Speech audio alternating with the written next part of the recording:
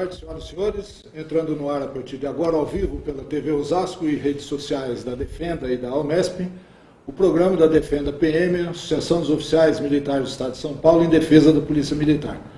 Hoje comigo, mais uma vez, o Coronel Figueiredo. Vamos entrevistar o capitão da PM, Laudo Natel. Sejam bem-vindos. Esclarecimento. A Almesp ganhou 2 ações em todas as instâncias da Justiça. A primeira foi o recálculo dos adicionais temporais, quinquênio e sexta parte. A segunda foi a integralização do ALE no padrão, sendo a única associação a ter esta ação com garantia de incorporação no salário. Segundo seus advogados, o governo não tem como reverter o processo, a não ser protelar o pagamento. A Almesp espera que o governo autorize o apostilamento desses direitos. Todos os associados, inclusive os novos, serão beneficiados. As ações correm na 11ª Vara da Justiça. Na semana passada, o juiz do Tribunal de Justiça Militar, João Roth, proferiu uma palestra na AMSV, cursos preparatórios para ingresso na OAB. Dentre outros temas, ele discorreu sobre a Lei 13.491 de 2017. Esta lei realmente ela ampliou de uma forma, eu diria até adequada, a competência, né, da Justiça Militar. A Justiça Militar passa a ter agora, inegavelmente, maior trabalho, né, porque o volume de processos aumenta, esvazia os processos da justiça comum, o que é muito bom, porque a justiça comum tão assoberbada, né, ela vai ter diminuído, né, tá certo que a diminuição é muito pequena para a justiça comum, mas para a justiça militar engrandece, aumenta o trabalho. E nós vamos ter, sim, um aumento das atribuições da Polícia Judiciária Militar. Nesse ponto eu entendo fantástico o efeito da lei, porque a Polícia Judiciária Militar, assim como a Polícia Judiciária Comum, vamos traduzir em outra afirmação, a Polícia Civil de um lado e a Polícia Militar do outro, tem aí o seu papel de investigar, de apurar, de reprimir as infrações, né? A Polícia Civil vai reprimir as infrações comuns e a Polícia Militar vai reprimir as infrações penais militares. O Dr. Roth falou também sobre o papel da Polícia Militar na fiscalização do comportamento dos próprios policiais militares. A Polícia Militar, além dela ter esta atividade específica, que é a Polícia Judiciária Militar, ela tem uma atividade maior, constitucional, né? Que inclusive justifica até a sua existência, que é o policiamento ostensivo, né, e a preservação da ordem pública. Então veja, a Polícia Militar, ao mesmo tempo em que ela defende a sociedade, ela faz o policiamento preventivo e até repressivo, envolvendo as infrações penais comuns, ela também tem o papel, né, de Polícia Judiciária Militar, ou seja, de cuidar, de fiscalizar do comportamento dos seus integrantes, e se esse comportamento, né, vier a se constituir em crime, ela tem o papel de reprimir. A aula do Dr. Roth está disponível no YouTube, neste endereço.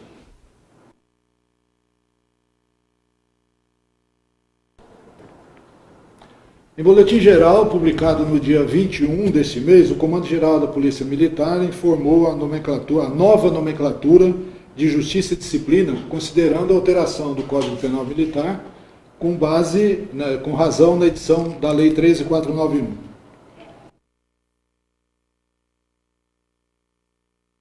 Organização, nomenclatura de Justiça e Disciplina, alteração. 1. Todas as estruturas de justiça e disciplina das OPM de escala batalhão ou equivalente passem a ser denominadas Polícia Judiciária Militar e Disciplina. 2. Aquelas de escalão Comando de Policiamento ou equivalente passem a ser denominadas Correicional de Polícia Judiciária Militar e Disciplina.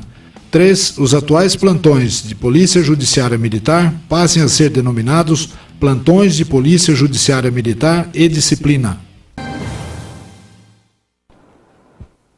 Anteontem, o comandante-geral da Polícia Militar, Coronel Salles, recebeu em seu gabinete os representantes das entidades da Polícia Militar. O comandante-geral fez uma explanação sobre o atual momento da Polícia Militar e salientou que seu comando está assentado sobre 2 pilares: valorização do policial militar e operacionalidade. Ele falou das melhorias que vem implantando nos batalhões, no pronto-socorro do Hospital da Polícia Militar e no mausoléu da PM. O coronel Salles também ressaltou que quer conversar e avançar em vários temas, dentre eles a exigência de curso superior para ingresso na PM. Todos os presidentes manifestaram apoio ao comandante-geral. O presidente da Defenda, o coronel Elias Miller da Silva, chamou a atenção dos presentes para a agenda da associação. E então está na mão de Vossa Excelência o futuro da nossa corporação. E nós temos pautas. Pautas na Assembleia Legislativa, pautas no Congresso. Seria importante que a gente pudesse debater essas pautas que são prementes agora, como por exemplo a carreira jurídica dos delegados, ou seja, com a vinculação salarial. A PEC 3 nós temos que discutir. Temos que discutir enquanto entidades, temos que discutir essa questão da Secretaria de Justiça ou não, que o Coronel Igreja representa lá as entidades. Então, enquanto entidade, nós temos que discutir para sair uma posição uníssona e alinhada com a posição do comando da instituição. Ao final da reunião, o coronel Salles fez um resumo do que foi amanhã. De receber as associações de policiais militares, dos seus vários segmentos, já da reserva, pensionistas, e poder colocar qual é o nosso plano de comando, os nossos objetivos institucionais, sempre calcado no interesse público, voltado à valorização do policial e principalmente na operacionalidade. Para quê? Para que com essas 2 vertentes, esses 2 pilares, a Polícia Militar de São Paulo possa prestar um serviço que os brasileiros de São Paulo merecem e requerem.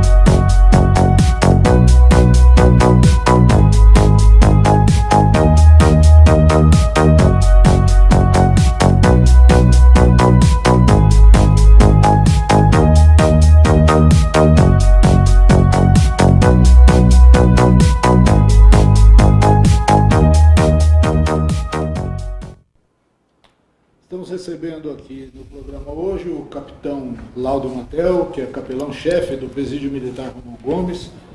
Vamos entrevistá-lo a partir de agora. Capitão, muito boa tarde, obrigado por ter vindo.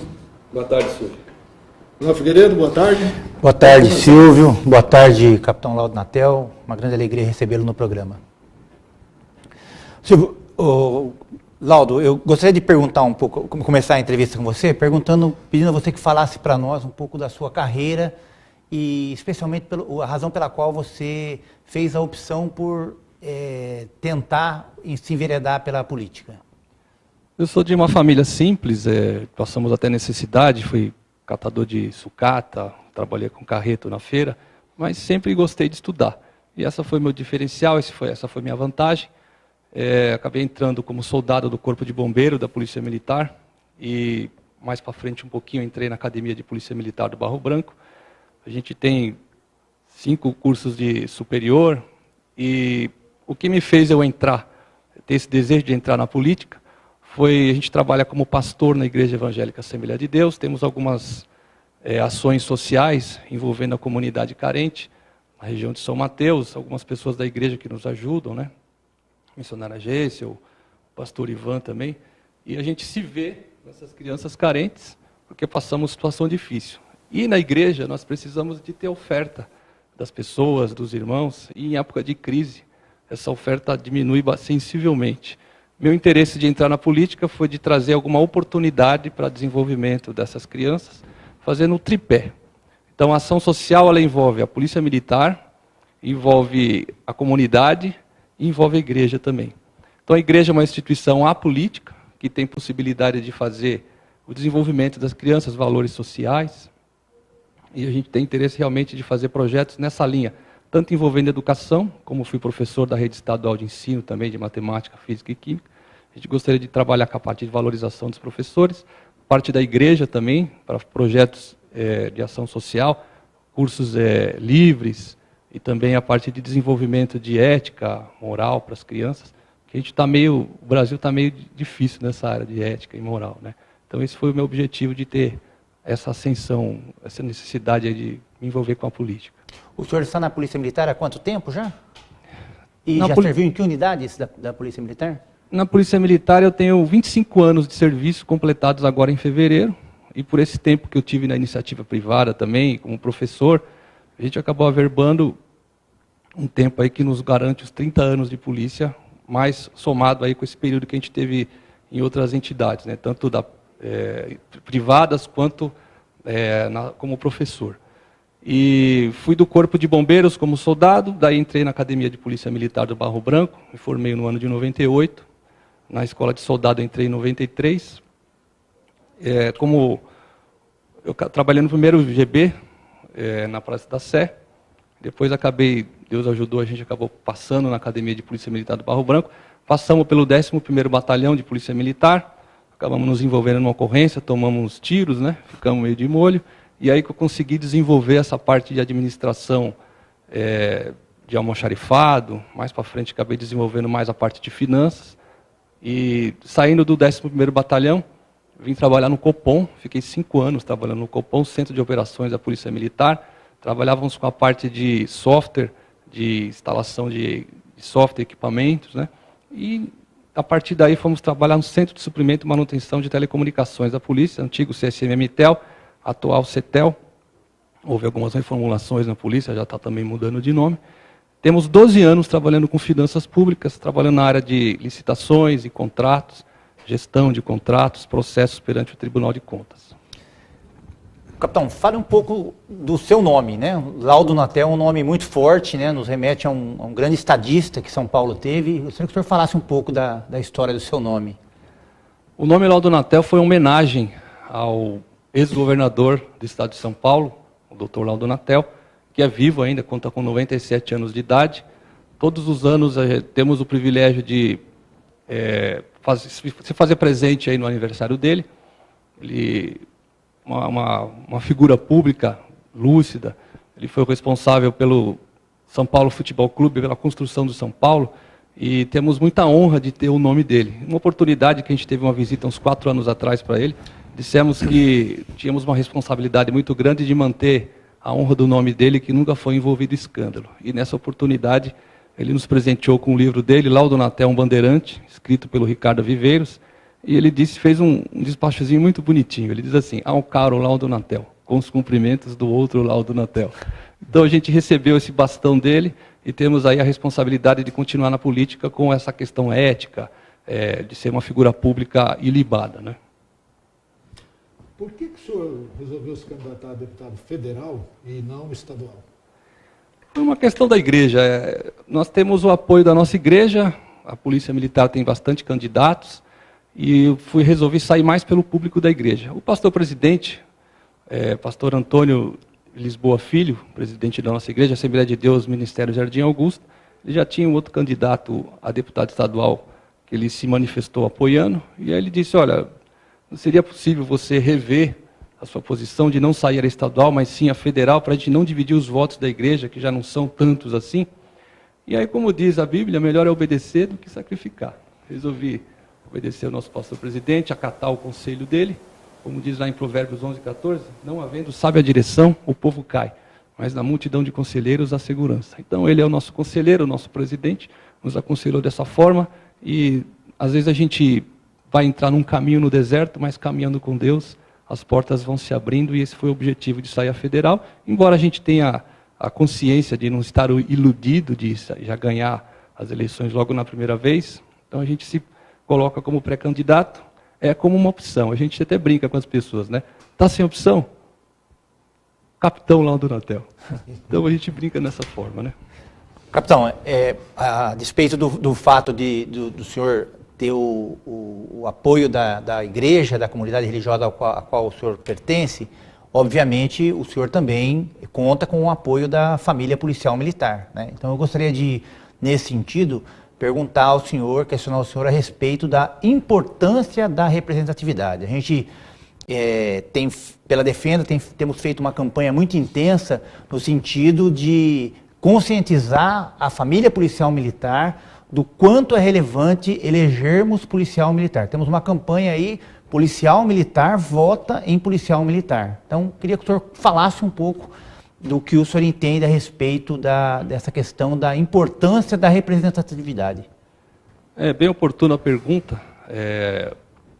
Policial militar vota em policial militar. A ideia de que um representante da carreira dele precisa ter passado pelas mesmas agruras, pelas mesmas dificuldades, porque ele vai ter conhecimento de causa na hora da legislação. E a gente tem algumas legislações que estão sendo questionadas aí, como a questão da Previdência, mas que o nome correto não é Previdência, mas sim um regime de proteção social.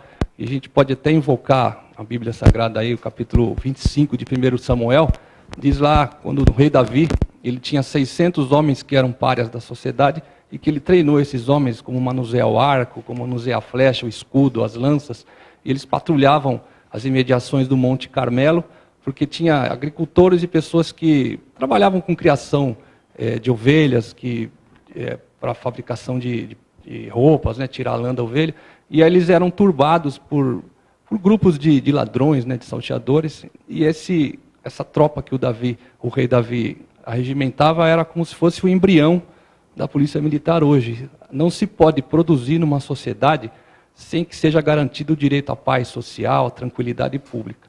Então, hoje tem algumas vozes que gritam isoladamente o fim da polícia militar, o fim do regime de previdência, que seria a proteção social para o policial militar, que tem grandes dificuldades, aí toma tiro, se alimenta mal aí para poder atender as ocorrências. Então, quando ele está no fim da carreira, ele já não tem muitos anos de vida aí, vamos dizer. Então, precisa da proteção social para esse policial, para que ele possa ter um atrativo para tornar-se um profissional. A sociedade sem ele, certamente não seria adequada. A gente teve um episódio ano passado aí, a greve dos policiais militares no Espírito Santo, e gerou um caos social. Então, é necessário ter a manutenção da ordem através da polícia militar.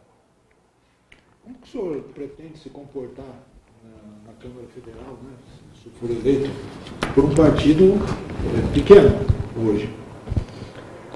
Não, o que importa muito não é bem um partido. Nós precisamos ter um partido para poder se candidatar por ocasião da legislação que assim determina.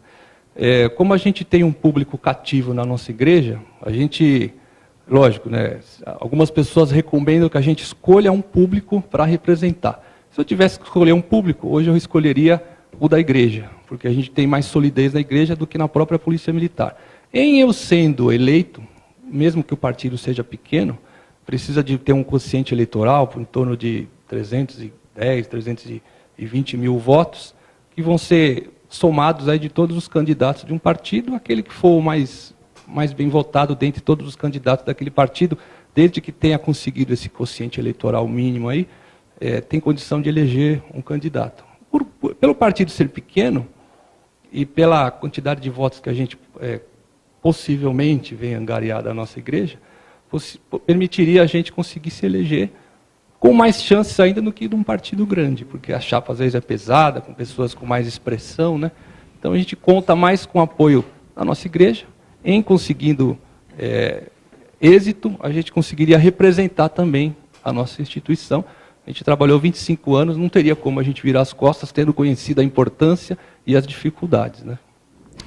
Capitão Laudo Natel, nós nos reunimos antes dessa entrevista aqui, nós apresentamos ao senhor um conjunto de objetivos da nossa associação, da Defenda, né?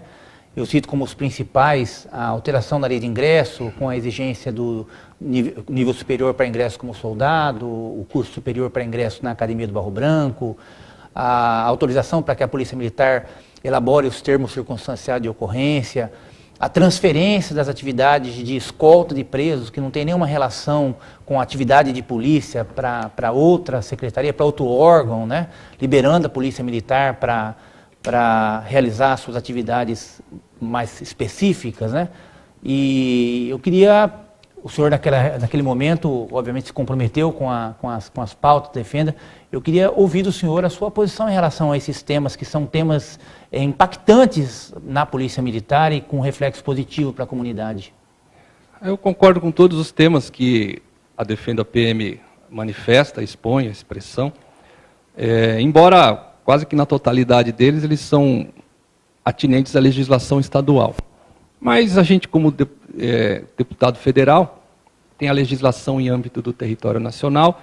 A quem compete aí, no caso, a gente ser guardião aí da legislação no campo do regime de proteção social, né, que está sendo ameaçado nos últimos anos. Mas a nossa importância enquanto deputado federal é conseguir carrear emendas para os deputados estaduais para que possam conseguir implementar essas mudanças aí que certamente são essenciais aí para a valorização policial militar, porque se você não tem uma valorização policial, as pessoas acabam não desejando ter essa carreira e compromete realmente a segurança e o bem-estar da nação. Nós estamos num clima de Copa do Mundo e nesse momento é muito comum a gente ver algo que não costuma ver no dia a dia, né? As pessoas usando as cores da pátria, cantando emocionadas o hino nacional, mas enfrentamos no país uma crise de nacionalismo, uma crise de patriotismo, né? E o respeito à pátria é um valor muito caro a nós militares, e em especial a nós policiais militares. O que o senhor pensa a respeito disso como oficial da Polícia Militar e, mais adiante, se os seus propósitos forem alcançados, como deputado federal eleito? Na verdade, muito se discute a questão de intervenção dos militares no poder. Eu não sou a favor da intervenção dos militares no poder e interessa-me mesmo que, pela via democrática, que seja pela via do voto, pudesse os militares se fazerem presentes como representantes da sociedade. A gente viu uma inversão de valores muito grande na escola, se acusando aí os militares de que cantasse o hino nacional, que tinha hasteamento da bandeira. Isso tudo seria como se fosse fruto do golpe, né? Que na verdade não houve golpe, foi um regime de exceção. Os militares fizeram o que tinha que ter sido feito desse período. E agora, se você pedir para as crianças cantarem o nacional, infelizmente elas não sabem cantar, não têm essa noção de valores, não têm essa noção de respeito. Por outro lado, arrogou-se para si a escola ensinar educação sexual para as crianças, e a gente entende que trouxe uma permissividade de algo que teria que ser aprendido nos lares. Então a gente tem uma educação marxista, hedonista, que é as pessoas viverem para os próprios prazeres, o que é bom para mim e não o que é bom para o outro. Sendo que o certo era a gente retornar à educação da forma como ela era. Uma educação patriota, altruísta. Porque nós não vivemos para nós mesmos, a gente vive para o outro, a gente vive para a pátria. E em pensando dessa forma, a gente consegue construir coisas juntos. Porque hoje em dia a gente vê pessoas sentando no chão, no metrô, no trem, no ônibus, ninguém respeita mais ninguém. Isso é fruto do excesso de direitos. Mas aí tem que focar os deveres, porque nós precisamos ser úteis à sociedade. E como diz lá na Bíblia também, Provérbios 22:6, ensina o menino no caminho que deve andar, e mesmo depois de velho jamais se desviará dele. Se você ensina um menino para ser útil, para trabalhar e para respeitar, ele vai ser assim até o fim da vida. Agora, se você ensina um menino para ter sexo desmedido, estimulando o homossexualismo, aí você vai ter problemas sérios, como já estamos vivendo. Eu posso dizer que a gente tem uma geração perdida. Então precisamos retomar isso, mexendo na educação, para que haja educação moral e cívica de novo, pronto-socorrismo, defesa civil, trânsito, para ter essa conscientização. Então a educação é um dos principais pilares para que haja uma mudança, para que haja uma mente nacionalista, patriota, para que haja essa união de todos em prol de um objetivo comum para as próximas gerações, né? No começo da entrevista, o senhor falou de um trinômio muito importante, né? A igreja, a polícia e a comunidade, né? E nós temos conhecimento do seu trabalho, né, nessa área. Eu gostaria que o senhor falasse aos seus possíveis eleitores, apoiadores, né? Algumas ações que são desenvolvidas, né, neste campo aí. Todo ano a gente faz entre 2 ou 3 ações com apoio de algumas lideranças também na nossa igreja. Já teve até algumas delas filmadas pela própria Polícia Militar. Às vezes a gente chega com a criança lá, sobretudo nas regiões de comunidade carente. Às vezes a gente tem, pela falta de instrução das pessoas, uma maior incidência de crimes. Muitas vezes a criança chega lá, a gente monta uma ação social, com o dia de corte de cabelo, as crianças brincam no pula-pula, tem situações em que apoio jurídico também para as famílias desestruturadas. Então a gente tem uma gama de atividades. Aí a gente leva a Polícia Militar para fazer a cobertura do evento, que tem um grande afluxo de pessoas ao longo de todo o dia. É um dia inteiro, normalmente de sábado, que a gente faz. E aí quando a gente vai lá pedir para essas crianças irem até o policial militar, eles xingam muitas vezes, dizem que o policial não presta, mas tudo isso fruto da sua comunidade, porque às vezes o pai está preso, às vezes o pai foi morto, e aí a gente comenta com a criança, olha, policial é legal, policial é gente boa, se você não fizer nada de errado, se você não bater em ninguém, se você não prejudicar ninguém, vamos lá que você vai ver. Aí chega lá, o policial que a gente conversa, ele dá um abraço na criança, passa a mão na cabeça, faz um joia, e naturalmente a criança olha para o policial e olha para o infinito, como que dizendo, quem será que tem razão, o meu pai ou o policial que parece ser legal? Então a questão é do artigo 144, a gente tem as normas constitucionais que fala que a segurança é dever do Estado, mas é responsabilidade de todos. Então ali a gente faz uma concatenação entre a igreja, a polícia e a comunidade para desmistificar essa má impressão que muitas vezes a comunidade tem, mas que precisa da polícia e precisa também colaborar com a instituição. O senhor desenvolve um trabalho muito importante, né? Ligado a uma das associações que eu entendo mais importantes da Polícia Militar, que é a Associação PM de Cristo, né? Eu queria que o senhor falasse um pouco mais sobre o trabalho desenvolvido pela Associação PM de Cristo e o seu trabalho em especial, particularmente no nosso presídio militar Romão Gomes. Eu sou capelão-chefe de um grupo de pastores voluntários que prestam serviço de assessoramento religioso no presídio militar Romão Gomes, mas não é só isso, né? A gente tem, os policiais militares de Cristo, eles têm voluntários em todas as unidades policiais para conseguir, em 5 minutos, fazer oração, trazer um texto da palavra de Deus, para conseguir equilibrar as 3 dimensões de um corpo humano. A gente tem o GESPOL, que é o Sistema de Gestão da Polícia Militar, que fala que as 3 dimensões do humano, dos seres humanos é corpo, alma e espírito. O corpo precisa de atividade física, cuidado, né, higiene pessoal.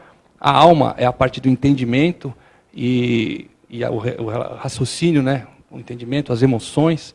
Às vezes precisa de cuidados com psiquiatra, com psicólogo, mas também a parte espiritual, o ser humano precisa relacionar-se com Deus.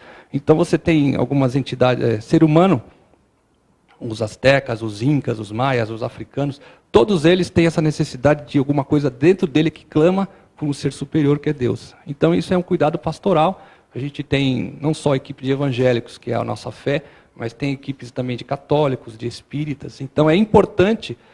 Às vezes o policial está fardado até o dia anterior, mas no dia seguinte teve uma ocorrência grave que se envolveu, perde a farda, fica lá como um interno, ele precisa ter resgatado essa dignidade. Muitos deles até desejam tirar a sua vida, mas com a palavra de fé e de esperança que a gente leva lá, a gente consegue reequilibrá-lo. E esse trabalho que é feito nas unidades é um atendimento anterior a esse desequilíbrio. Então faz uma diferença muito grande o policial estar equilibrado para não fazer parte da ocorrência e tomar decisões adequadas durante a sua atividade policial. Bom, nosso tempo está esgotado. Eu gostaria de agradecer aqui a participação do Coronel Figueiredo. Gostaria muito de agradecer a sua presença, suas palavras. Muito obrigado e desejar sorte na sua empreitada. Encerrando o programa de hoje, o nosso maior representante no tênis de mesa, Hugo Oyama. Oi, sou o Hugo Oyama, técnico da Seleção Brasileira Feminina de Tênis de Mesa. E queria deixar aqui, não só no meu nome, mas de toda a minha família, a gratidão por vocês da Polícia Militar, por todo o trabalho prestado à sociedade, à população brasileira. Um grande abraço. Ficamos por aqui, tenham uma ótima quinta-feira, um ótimo final de semana e até quinta que vem.